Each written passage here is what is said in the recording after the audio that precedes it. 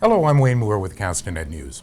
A week ago, Kelowna Mayor Walter Gray passed a milestone of sorts, 100 days in office, and we thought we'd take this opportunity to sit down with Kelowna's new mayor, find out what's happened over the first 100 days, and look ahead to the final 995 days of your tenure in office.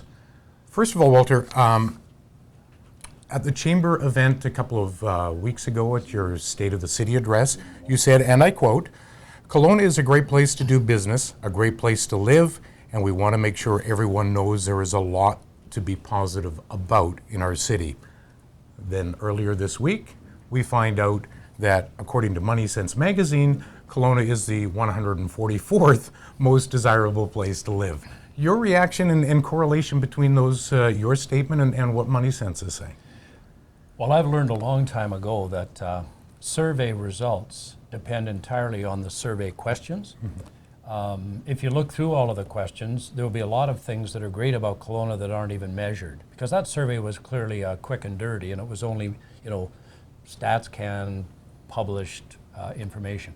It doesn't give us credit for being on a lake. It doesn't give us credit for being aggressive and having the vision to over time diminish the importance of the single occupancy vehicle by increasing the sidewalk network, the bicycle network, the trail system, the transit system, and all of those things that are important to the quality of life in a community are not addressed in that survey.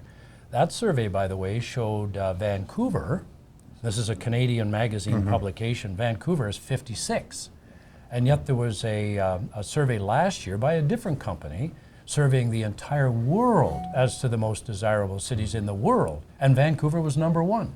So, right away there's an anomaly. I don't take a lot of stock in surveys. In that particular survey, it's rather ironic with Money Sense, the day before the survey came out, I had just sent in my check to renew my subscription, but my arm wasn't long enough to reach back in the mailbox to pull the check out. No, seriously, it depends on the questions asked, which of course then dictate the results. And there were a lot of questions that I would like to have had on the survey, which would measure Kelowna higher. Chatelaine magazine a number of years ago had one that showed Kelowna the third greatest city in Canada. Naturally, we've made photocopies of that and trotted it out to everybody. We won't be doing that this time. Again, as part of your State of the City address of the Chamber of Commerce, you talked about, and you mentioned housing, the need for more affordable housing. I know it's only been 100 days in the mandate, but what has happened so far, and that maybe behind the scenes that people haven't seen? Yeah, well, first of all, I believe we've got to come up with a different word. Affordable housing is again relative. Quick story, my son-in-law is a realtor. He was showing a house out on Hobson Road. The price of the house was $3-point-something million, and the guy asked my son-in-law, is this considered affordable housing? He treated the question seriously and sort of said no, and gave him the definition of what affordable housing is, whatever that definition was. And at the end of the guy says, this is affordable housing because I can afford to buy it, and wrote a check for whatever $1 million. So affordable housing, I think we got to use words like attainable housing, non-market housing, supported housing, subsidized housing, whatever. Affordable housing is a word that, it doesn't mean a lot. But, if you look around this community right now, and I would tell you this and challenge you on this, that this is the one time that I can remember in my life that housing is really affordable. We have a glut of condominiums, as I understand it, nearly 400 that are all brand new, meaning some of them are 3 years old, never lived in, haven't been sold yet. And the developers or the owners of the property are forced to sell them off at either what it costs to build or less. I mean, there are lots of condominiums available in the community that are well under 300,000. We have a strategy to increase the stock of secondary suites. And of course, if we increase the stock and therefore there's a surplus, that's going to drive the prices down. You just have to look and you will find affordable housing. My bigger issue is hard-working couples, say the husband and wife are working and they have 2 small children or whatever, and maybe they're either in careers where they're at the beginning of their careers and not making a lot of money yet. We've got to come up with a strategy that helps them get into housing. The biggest asset most people will own in their lives is the liability of a mortgage. Mortgage rates are very, very low right now. Some housing stock is very, very low due to oversupply. So I would ask people to figure out how, borrow the money, gift your money from other family members to get into housing. Doesn't matter how affordable you make it, there will be people that can never afford to own. But that's not bad either, as long as we also have a supply of affordable rental housing. And that means we need an oversupply of it to drive the price down. We asked some of our readers to submit via Twitter some questions for today, and one is about transit, where you see transit in this community going moving forward in the future. Well, I think there's a bigger answer to that, but transit certainly will lead the way in terms of reducing the clutter of cars and the need for cars, especially families that have 2 or 3 car families.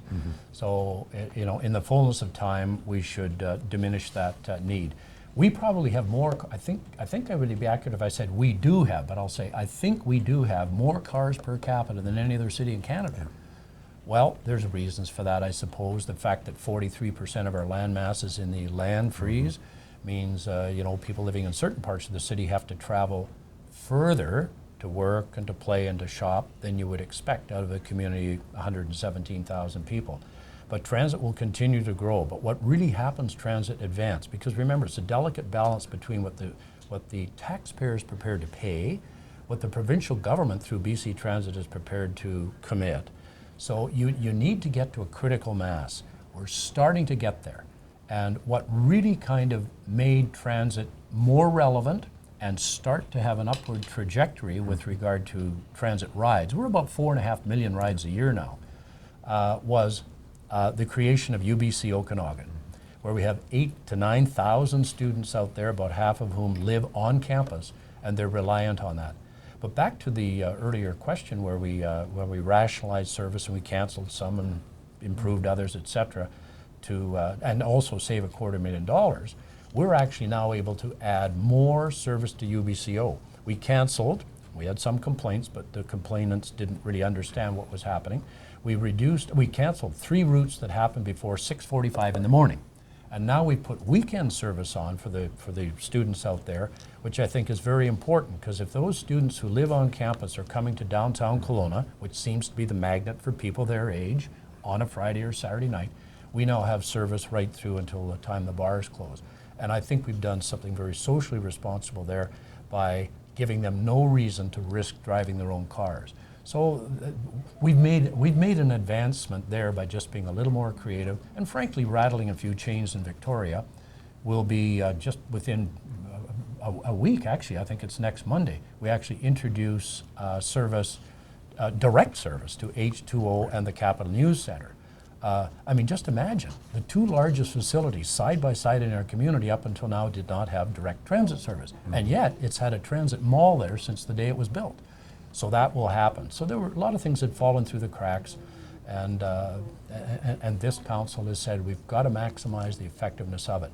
So it's not all about transit, but it's mainly about transit. We have to do all of the other things to do with reduction of dependency on automobiles, sidewalks, trail systems, promoting bicycles. And when I say promoting the use of bicycles, I also mean the safe use of bicycles. We need to get more and more bike lanes that don't run alongside 50-kilometer roads in Kelowna. We need more and more of those as off-road bike paths. But it doesn't happen overnight. But I'm satisfied that we're moving in the right direction, and at a point in history, we'll all be very glad that the city had the kind of vision it has. And it's not like this council created that vision. It's been around for a few years now, but we've bought into it, and we're pushing it ahead. Let's move on to the RCMP. The new contract was signed by the province yesterday. City's finally got a chance to get first blush look at it. Are you able to comment on the contract and what it may mean? Because I know there will be a bit of a price bump. Are you able to comment on what that's going to mean to the taxpayer? Well, in the first place, yes, I was sent a draft copy last Friday. I tend not to absorb myself too much in draft copies, because the final copy could be subtly changed, right. And because you've absorbed yourself and pre-formed your opinions based on a draft, you're maybe not as objective with the one you actually have to sign. So I don't have all the knowledge. I do not have any of the background in terms of how we've got there. It's Paul Macklem, who's one of the senior managers at the city, who has direct responsibility for that. And he will, no doubt, or should be, at least it would be my recommendation, be the spokesperson from City Hall to the media when that comes out. I am not entirely sure that we'll have that on our agenda this coming Monday, because I don't know that we'll have the final copy. But the final copy will ask for the signature of Mayor and Council. We have to, that document, of course, will be Kelowna's buy-in to the continuation of RCMP as our police force. The one that was signed earlier this week is between the province and the RCMP. So now we have to say, you know, me too, or we're going in some other direction. But I'm personally very committed, based on what I know from the past and currently, even not having read every word of the draft, that continuing with the RCMP is the way to go, and that there have been some changes which improve the relationship from the past. So it now comes down to, I guess, the crossing of the T's and the dotting of the I's, and if that's not next week, it absolutely will be the week after. If it should not be signed before March 31st, which is upon us pretty quickly, then the current contract continues until such time as we either sign it or say we're not signing it. Okay. But I anticipate it'll be rather seamless, and we will sign it, and it will be progressive, and it will be better than the past relationship. Finally, let's look ahead to the next 265 days of this year, plus the remaining 2 years. Where do you see your mandate going, and where do you see the city going in the next nearly 3 years of your term? Well, I mean, that question could be a half-hour answer or a short answer. I think the more efficient answer would be to continue identifying efficiencies. Efficiencies are measured two ways. One is sheer cost savings, and quicker and better ways to get to a resolution. And most of those issues that I'm thinking of are related to the customer, which is the taxpayer, the developer, the business community, and the various other communities that deem themselves affected. So, that's one of the things. That's ongoing. It should always be ongoing, but maybe this council is a little more aggressive than me in the past. I think we need to absolutely redefine the demographics of our area. We have to make our community more appealing to young people, those people between the ages of 20 and 30. Right now we have a real deficit in that demographic, which, by the way, officially makes Kelowna the oldest city in Canada because we're so out of skew. And we'll find out that with StatsCan in a couple of weeks, I think. So those are a couple of things. The other thing, of course, is to make sure that we focus on anything to do with development has to be focused on jobs, but everything, it's not all just about jobs, because you can't say, well, we need the jobs, so we're prepared to accept bad development. It has to be a combination of good development, and then, of course, the payback on approving good development, of course, is it will create good jobs. So, you know, that's the other side of it. We'll obviously have to come up with resolution with regard to the Cedar Creek park or development aspect, which was sort of left hanging out there on the shelf at the end of the last council. It's currently not on our present radar because there's just so many other things, and we don't hear the public screaming that make a decision, make a decision. I think a lot of people are happy that no decision is being made, but it will be addressed, whether that's months from now or a year from now. It would be maybe wrong for me to say that'll be a council decision, a council of 9. You know, a lot of it has to do with creating the lifestyle that we all either moved here to enjoy or continue to live here to enjoy, and we need to enhance that. We need to enhance that with more activity. I call that festivals or that sort of thing. We're a pretty active community now, as you know, covering news. But there are many more things we can be doing. And providing we can shift the costs of doing a lot of things going forward to either the private sector or the people who benefit and away from the taxpayer, that's always got to be at the back of our mind. There's a lot of little things that the city will be involved in.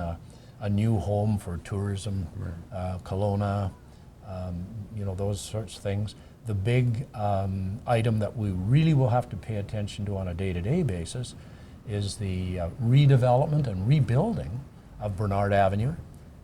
At the end of that major construction period, which starts this Labor Day, and hopefully will be finished by May of 2014, we have two things to consider. What will the end product look like? Will it indeed make this the best main street in Canada? I guess that's our objective.